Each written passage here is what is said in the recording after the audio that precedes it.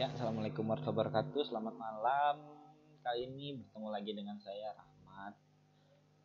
Pada kesempatan kali ini kita akan membahas tentang dokumen spesifikasi kebutuhan sistem atau SRS biasanya. Nah,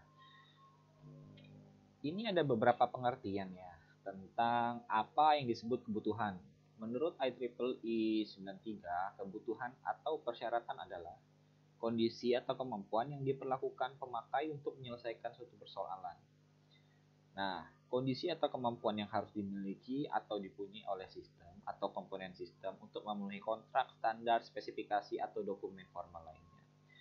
Kebutuhan sistem itu adalah kondisi, syarat, kriteria, atau kemampuan yang harus dimiliki oleh sistem untuk memenuhi apa yang disyaratkan atau diinginkan. Nah, yang kedua ada kebutuhan fungsional. Kalau dikategorikan itu ada 3 ya.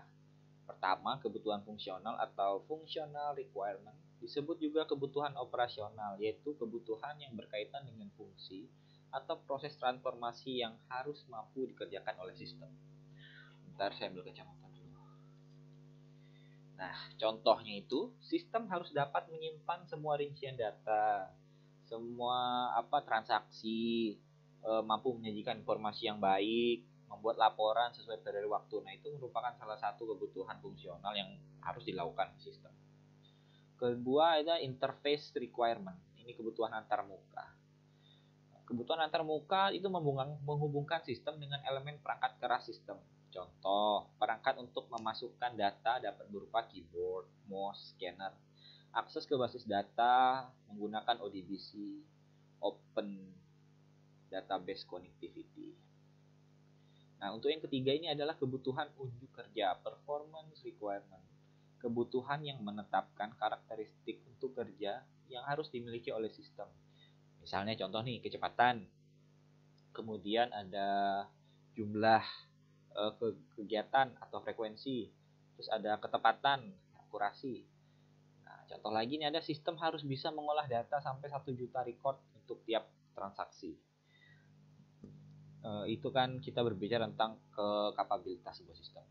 Kemudian sistem harus dapat digunakan oleh multi user. Nggak itu maksudnya sistem yang digunakan nggak spesifik, cuman dia aja yang ngerti sistemnya, kan nggak harus begitu, sedangkan penggunanya atau usernya banyak. Jadi makanya sistem yang dibuat itu biasanya secara umum atau bisa digunakan oleh khalayak ramai. Kemudian waktu tanggap penyajian informasi maksimal selama 1 menit. Nah, itu bisa aja kan kita rubah 30 detik. Itu sesuai dengan standar berdasarkan kuesioner yang udah kita tebar nanti kalau kita punya data yang ada seperti itu. Mengapa kebutuhan itu penting? Pertama, karena sangat mempengaruhi sukses atau gagalnya pelaksanaan pengembangan sistem. Jadi kalau sukses atau gagalnya pelaksanaan pengembangan sistem itu bisa dipengaruhi salah satunya oleh kebutuhan. Kebutuhannya nggak cocok, pengembangan sistemnya tidak sesuai, makanya sistemnya itu bisa gagal atau tingkat kesuksesannya itu rendah. Nah, menurut hasil survei DeMarco, nggak tahu juga siapa ini DeMarco. Itu kayaknya orang Selindung mungkin ya. 56% kegagalan proyek pengembangan sistem dikarenakan ketidaklengkapan pendefinisian kebutuhan dari sistem tersebut. Benar. Jadi kalau kita tidak bisa berimajinasi atau mendeskripsikan secara rinci sistem yang akan kita bangun, kegagalan proyek itu makin besar terjadi. Karena apa? Kan tidak tahu apa yang akan kita bangun. Jadi bagaimana kita mendeskripsinya kan? Logikanya seperti itu. Makanya si DeMarco ini berhasil membuat survei, data dari dia itu kita dapat 56%. Kemudian ada analisis kebutuhan sistem. Nah, pada tahap ini, analisis mempelajari masalah yang ada pada sistem yang dikembangkan sehingga dapat ditentukan seperti siapa pemakai yang menggunakan sistem. Kemudian sistemnya itu digunakan di mana sih? Apakah di kantor saja, apakah di rumah, apakah di di ruangan terbuka atau tertutup, apakah ruangannya ber-AC, semua itu harus dideskripsikan sehingga kita bisa menjaga lingkungan sistem tersebut. Ya, misalnya server nih, kalian taruh di ruang biasa kan panas dia. Nanti akan timbul kerusakan, makanya kan kalau server biasanya taruh di tempat yang dingin. 3. pekerjaan apa saja dari pemakai yang akan dibantu oleh sistem. Kan misalkan ya, saya bagian apa ya? Saya bagian pendaftaran deh. Apa mungkin saya bisa membuka sistem bagian pembayaran? Kan nggak bisa. Makanya kan pemakai tersebut, dalam hal ini saya dalam bagian pendaftaran hanya bisa mengutak-atik sistem yang ada di bagian pendaftaran aja. Keempat, apa saja cakupan dari pekerjaan tersebut? Bagaimana mekanisme pelaksanaannya? Yang terakhir ada apa yang menjadi kendala dilihat dari sisi teknologi yang digunakan atau dari hukum standar. Nah, biasanya para pengembang itu dalam menganalisis masalahnya, dia itu melakukan beberapa hal. Satu, ada namanya teknik wawancara. Dia tanya langsung kebutuhan sistemnya itu atau keinginan si pembuat itu seperti apa. Itu wawancara dicatat. Atau observasi. Misalkan nih sudah ada kegiatan apa sih sistemnya ya. Maksudnya walaupun itu masih konvensional atau manual, kan sudah terjadi tuh dari bagian A ke B ke C, dia mengamati, oh prosedurnya begini, begini, begini. Nanti disistemkan sama dia. Itu sistemnya observasi, dia mengamat langsung. Ketiga ada kuesioner. Nah, kuesioner ini dia menulis kebutuhan-kebutuhan sistem yang sudah dia bangun,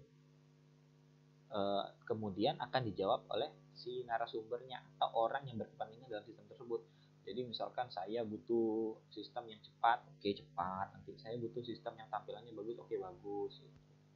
Mempelajari referensi atau dokumen-dokumen yang digunakan seperti dokumen hasil analisa dan perancangan sistem. Ya.